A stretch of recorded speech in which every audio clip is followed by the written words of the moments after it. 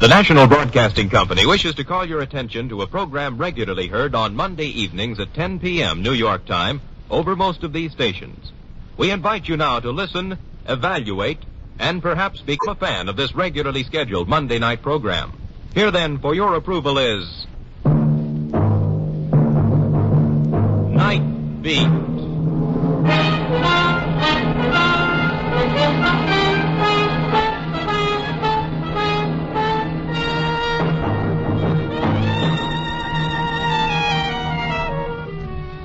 Hi, this is Randy Stone.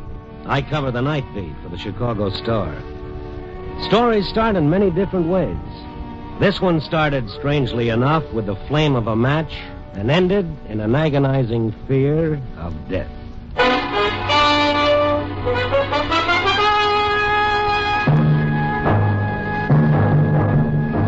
Nightbeat, starring Frank Lovejoy as Randy Stone.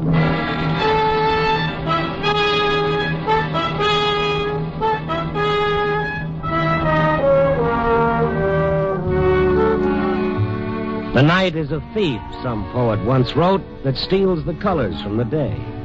That's kind of pretty if you like words, but for my dough, it's not exactly true. Because there are colors at night.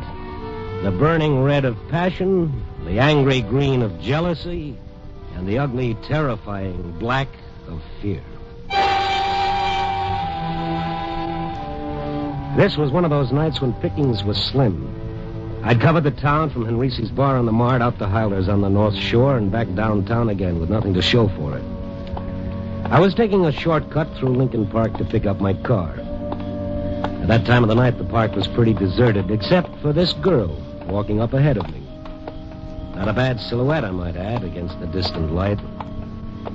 We were about halfway through the park when she suddenly stopped and threw herself onto a bench at the side of the path. There was something almost desperate about the way she did it, and I ran up to her. Excuse me, anything wrong? Please, I'm all right.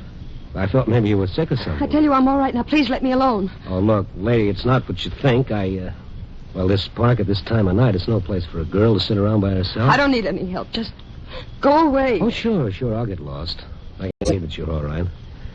Only you don't mind if I just sit here and smoke a cigarette before I go? It's a public park. I don't care what you do. Thank you. You care for a cigarette? No. Of course, in order to really enjoy a smoke, you've got to have a match first. I said in order to enjoy a smoke. I heard you here. Oh, thank you. There you are. Keep them. Oh, you better hang on to these. I won't need them. You might need them later tonight. After tonight, I won't need anything. Oh, now, come on. Wait a minute. That's no way to talk. The only time you're not going to need anything, sister, is after you're dead. Why did you say that? What? About being dead. Well, no reason. Why? Because after tonight, I will be.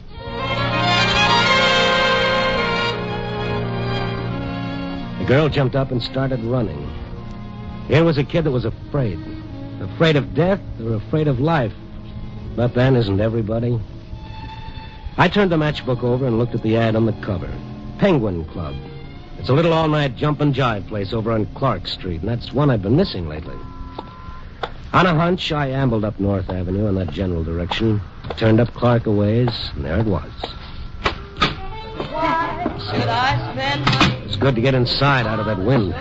Jack your hat and coat, mister? No, thanks. I'm just looking around. Can I get you a table? It's almost the end of the floor show. Anywhere in the back will be all right. Okay. I want to share the world with you. The hat check girl, hostess, or whatever she was, walked me through the bar to the edge of the main room. And then I stopped and really did a tape.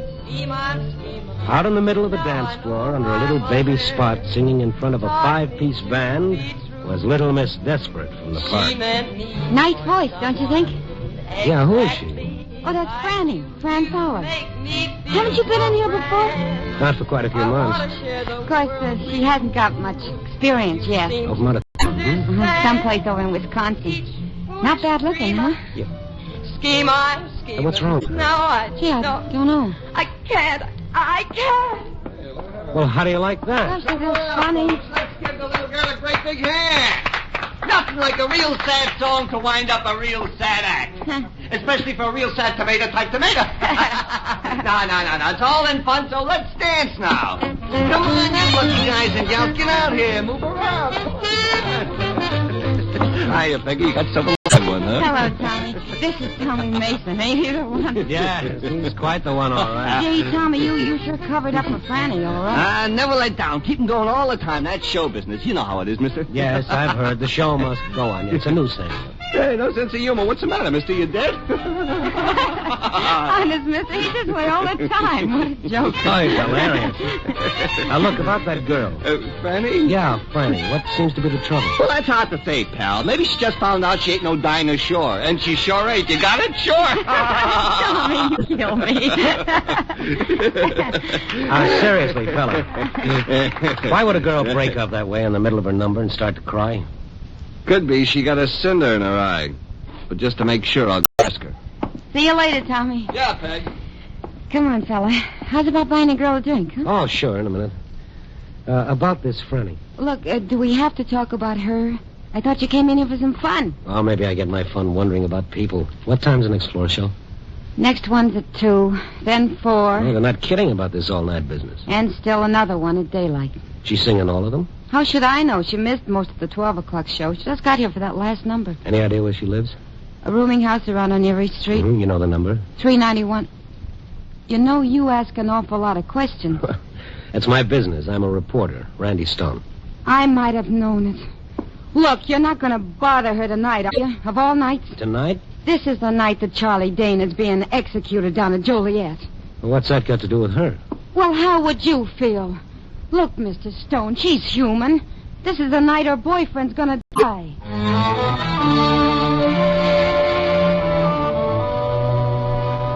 I went up to the front of the bar to a phone booth and called the picker.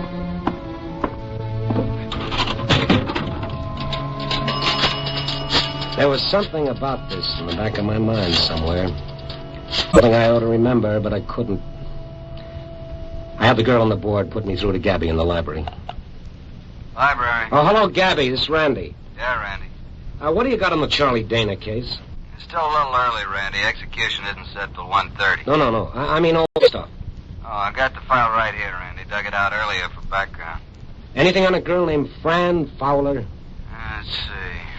Charlie Dana, small-time gambler, killed a guy named Denelli. Oh, yeah, I remember. It was a gambling beef. Execution originally set for November, but he got a couple of months' stay. Oh, here she is. Fran Fowler, singer in a nightclub. She was supposed to be his alibi, but the DA blew her up on the witness stand. She admitted she wasn't positive about when she'd been out with the guy. Oh, yeah, that was it. I knew it was something. Anything more? Details, Randy, details. Okay, Gabby, thanks. I'll catch up with you. Mason, excuse me. You waiting to use the phone? No, I was waiting to talk to you. Well, certainly, but this time no jokes, if you don't mind. I'm expecting a headache. You're not funny, Stone. Who are you talking to? Isn't that kind of my business? Peggy says you're a reporter. Of a sort. You were asking about Fran, where she lived. That's right. You gotta let her alone, see? You printed enough about her. Just a minute, Mason. Those are my lapels you're hanging on to. Peggy shouldn't have given you Fran's address. I don't want you bothering her. I said let go of my lapels, funny man, or something's liable to explode in your face. Now stay out of my way or I'll ruffle that shiny Where hair. you going? See about a cinder in a lady's eye. You're not going to see her. I won't let you. Can't you see this thing's driving her crazy? Tommy, believe me, I'm not interested in harming her or anyone. I'm just a guy trying to do a job. Now, if you'll step out of my way, please. You're not going there. I won't let you. I won't let you. Sorry, but you asked for it. My, that's a real nervous fella. Now that he'd made such an issue out of it, going around to see Fran Fowler was a definite must on my schedule. I picked up my car and drove over to Erie Street. 391 wasn't much different from any of the rest of the rooming houses on the block. I got the number of a room from the mailbox, and I started down the dingy corridor to room 8. I knocked on the door, but there was no answer. I knocked again, and then I smelled gas. Hey, anyone in there? Miss Fowler! Fran! I put my shoulder to the door, and the flimsy lock snapped open. I rushed into the gas-filled room, holding my breath until I could smash open the window and let in some air. And then I saw Fran Fowler, the girl from the park, lying across the bed. On the table beside her, one of those little two-burner gas stoves with both jets wide open. I turned them off and started shaking the girl. Miss Fowler, Franny, come on, get up. You got to get out of here. Leave me alone. Am I going to have to carry him? Put me down. You little fool, this room was filled with gas. My purse. Where? On the table. Oh. Okay, I got it. Fine thing with a gun in it. Give me that. Outside, baby, outside.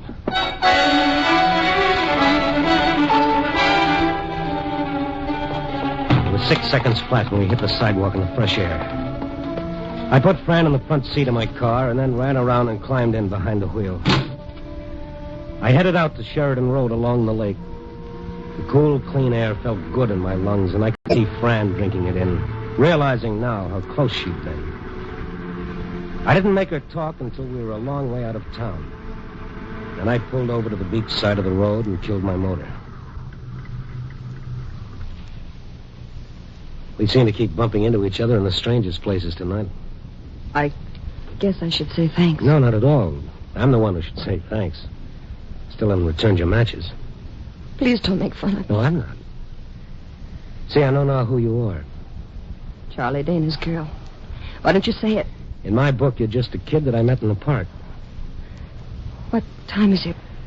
1:45. Then... Yes, it's probably all over by now. Like me to turn on the radio and find out? No, I don't want to hear about it. You must love him an awful lot. Love him?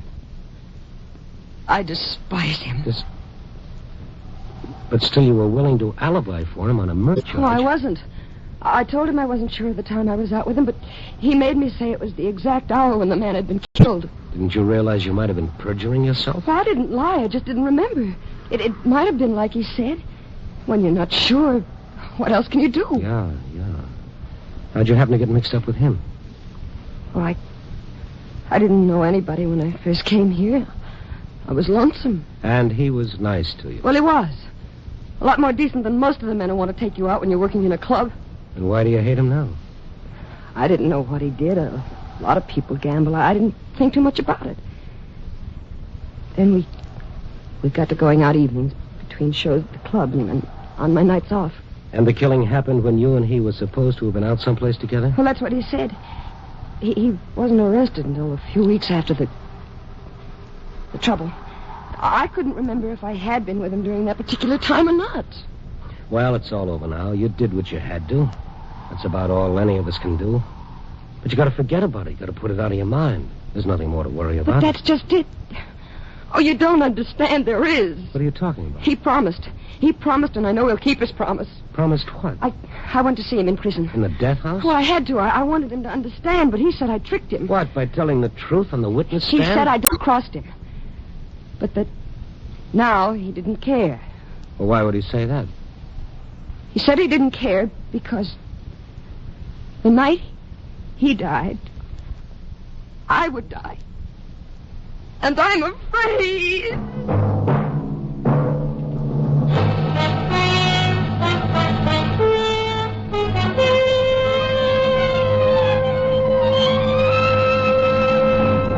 NBC is bringing you an encore performance of Nightbeat, starring Frank Lovejoy as Randy Stone.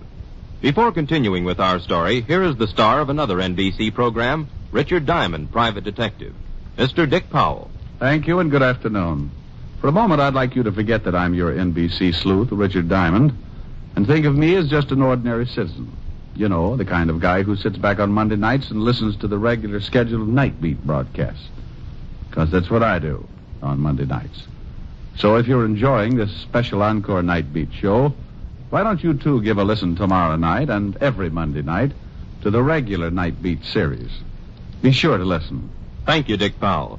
We'll be listening to your own great mystery adventure show, Richard Diamond, every Wednesday night on NBC. But now let's listen again to Randy Stone.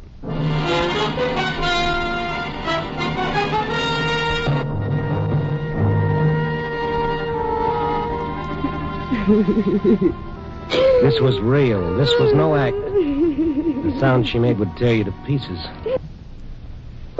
Like some pitifully frightened animal who'd lost everything in the world. I let her cry it out. After all those months of strain, she'd have to get it out of her system. He said the night he died, I would die. But sure. So you were scared. Who wouldn't be?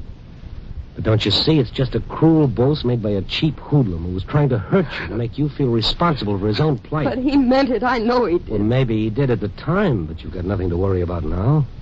You had nothing to do with it. He paid for his crime, and now he's dead. And you're still alive. He'll keep his promise. How can he? He's dead. I know you think I'm crazy, Oh, no. But has anyone really tried to harm you? But this wasn't the night he was supposed to... I know that. The execution was originally set for November. Yes. It was that night in November. I hadn't been afraid before. I thought it was like you said, because he was bitter. But naturally, all that day I was upset. I told them at the club I couldn't work, and late in the afternoon I got a note from Peggy saying, why didn't I go out to her cabin at the dunes for a couple of days? Nobody would bother me, reporters. I could get a good rest. So I drove out there that evening. It was quiet. Nothing around, just empty sand dunes and her cabin all alone on the edge of the lake. I called Peggy at the club to let her know I got in all right. Oh, Fran, where are you calling from? Why, from your place. My apartment? No, your cabin. At the dunes? Oh, it was swell of you, Peggy, to let me come out here. Well, of course, Franny, you're welcome to use the place, but I don't quite know what you mean. Well, your note this afternoon telling me to come out. I didn't write you any note. Oh, come on, Peggy, you did. You even told me where the key would be, under the flower pot. But, kid, that's where we always keep it. Everybody knows that. Peggy. No, don't worry about it, kid. One of the girls probably sent you the note and just hasn't had a chance to tell me about it yet. I should have thought of it myself. No, wait a minute, Peggy. I'm scared. Well, what in the world of? You remember what I told you about what Charlie said the last time I saw him? In prison? It was about tonight that he said when he died... No, cut it out, Franny. Cut it out before you drag yourself back. Peggy, I'm all alone and I'm scared. I don't know what to do. Fran, you gotta hang up right away. You shouldn't be out there all alone tonight. Now get in your car and come back to town as fast as you can, huh? I'll wait for you here. All right, Peggy. All right. I hung up the phone and ran out of the house to my car. I turned on the ignition key and stepped on the starter. It wouldn't start. My car wouldn't start. I looked at the gas gauge. Empty. Somebody had drained the gas out of my car. I got out in a panic and started towards the highway. But there was a car out there, parked behind a big sand dune. I turned and ran back into the house. It was like some crazy, frightening nightmare. I didn't know what I was doing, but somehow I got inside and locked the door.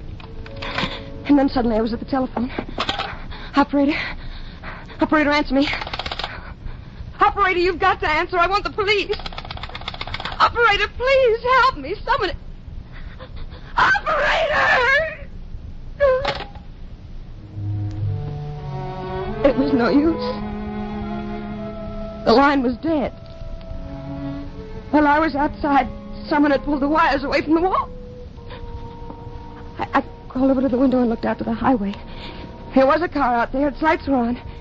But as I looked, they went out. And now I was alone.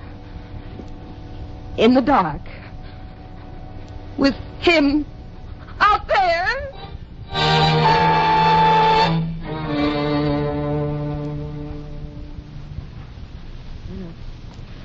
I must have